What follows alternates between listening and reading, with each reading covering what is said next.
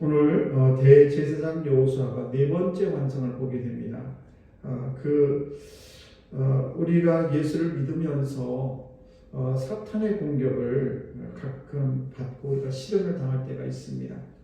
그 모습을 보면 2절에서는 이렇게 기록을 하고 있습니다. 여호와께서 사탄에게 이르시되 사탄아 여호와께서 너를 책망하노라. 예루살렘을 택한 여호와께서 너를 책망하노라. 이는 불에서 꺼낸 그을린 나무가 아니냐 하실 때에 이렇게, 그래서 여기서 불에서 꺼낸 그을린 나무로 우리가 때로는 어려움을 당하고 문제를 만날 때 그런 모습으로, 처참한 모습으로 우리가 변할 수가 있습니다.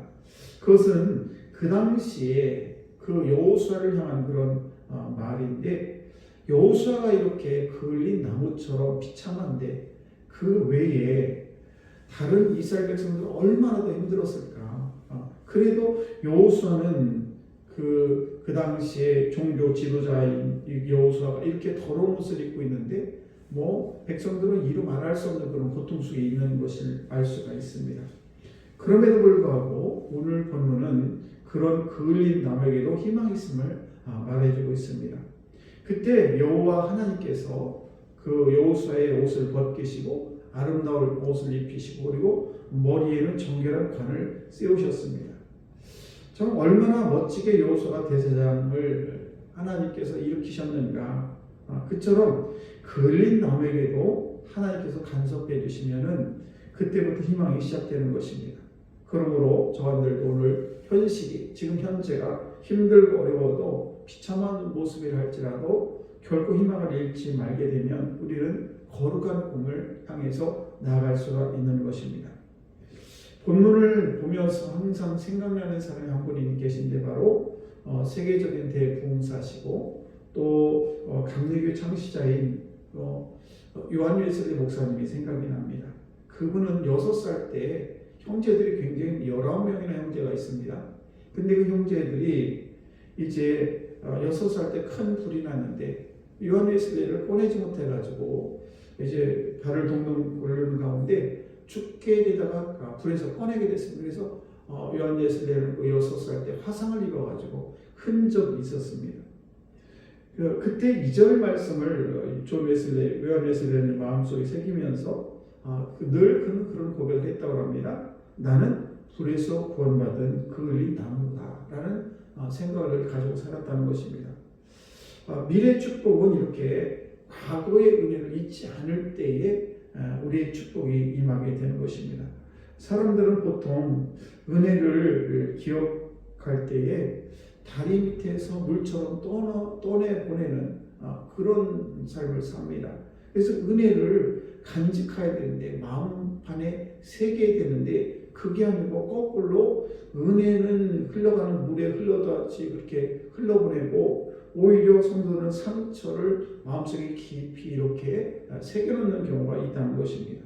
그러므로 오늘 웨슬리 목사님은 자기가 6살 때 화상을 입어가지고 자기가 건짐을 받은 것에 대해서 늘 나는 이렇게 구원받은 그을린 나무다라는 생각을 가지고 살았다는 것입니다. 사실 웨슬리 목사님의 그 가문은 굉장히 명문 가문입니다. 웨슬리 목사님의 5대 목사님까지 말하자면 아버지 5번째까지 다 목사를 했었고 또 아내인 수산나 아내도 그 아버지가 5대까지 다 이렇게 목사 가정이에요. 그러니까 굉장히 전통 있는 그런 그리스도인들입니다. 그리고 이 웨슬리 목사는 옥스퍼드 대학, 그 당시 영국에서 최고의 명문가인 옥스퍼드 대학을 나왔고 또 거기에서 교수도 또 했었습니다. 그런데 1732년에 웨슬리 목사님이 나는 이제 여기서 교수직을 그만두고 이제 선교사로 미국의 조지아주로 가가지고 내가 복음을 전하겠다.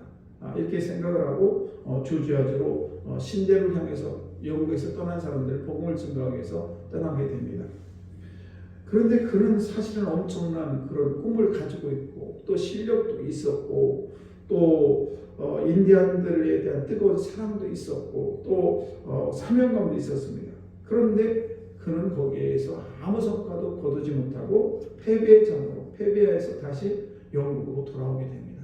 그리고 배를 타게 되는데, 그런데 그 배에서 뿐만 아니라 거기에서 또 폐결핵까지 얻어가지고 거의 죽을 지경이 돼가지고 이제 배를 타고 영국 돌아오는 도중인데, 근데 설상가상으로 배가 풍랑을 만나고 배가 막 흔들리면서 많은 사람들이 아우성을 칩니다.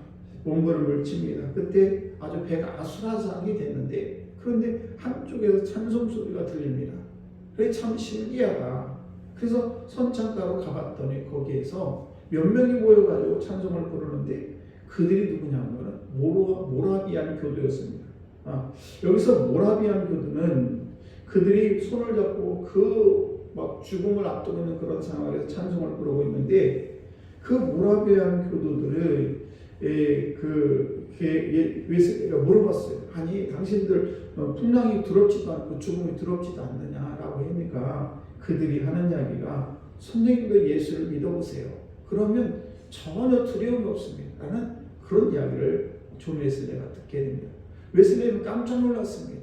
내가 목사고 내가 지금 선교사로 가족 가가지고 거기서 복음을 증거한다고 갔었는데, 그런데 나는 두려움에서 벌벌 떨고 있는데 저 사람들은 도대체 어떤 사람들이기 때문에 저렇게 두렵지도 않고 찬송을 부르고 있는가, 자기 자신이 너무 부끄러웠습니다.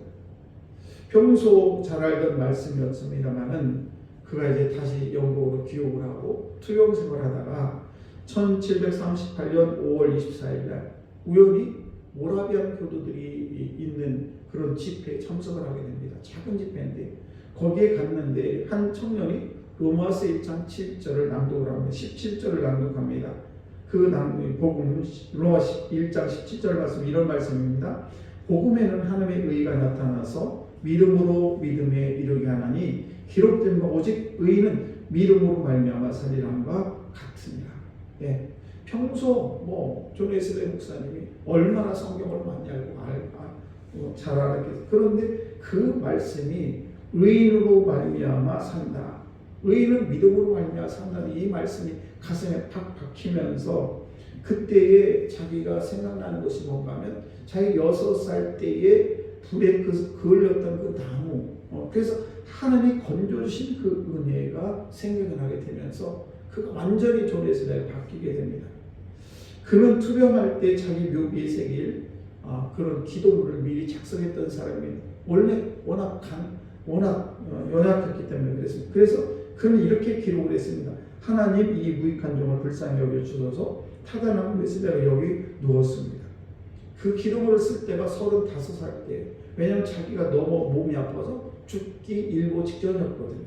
그런데 이렇게 모라비안 그 교도들의 모임에 가가지고 로마서 1장 17절 말씀을 받고 마음의 감동을 받고 그러면서 그의 병이 치유가 되면서, 그러면서 그는 88세까지 삽니다. 그리고 수많은 이렇게 설교를 하게 되는데 얼마나 많냐면 42,400권의 설교를 하고 200여 권의 신앙서적을 남기게 됩니다. 그러면서 감력의 창시자가 된 존 웨슬리 목사입니다. 그래서 그 존 웨슬리 목사님은 나는 불에서 타다남은 그런 숲과 같은 인생이다, 이렇게 얘기를 합니다.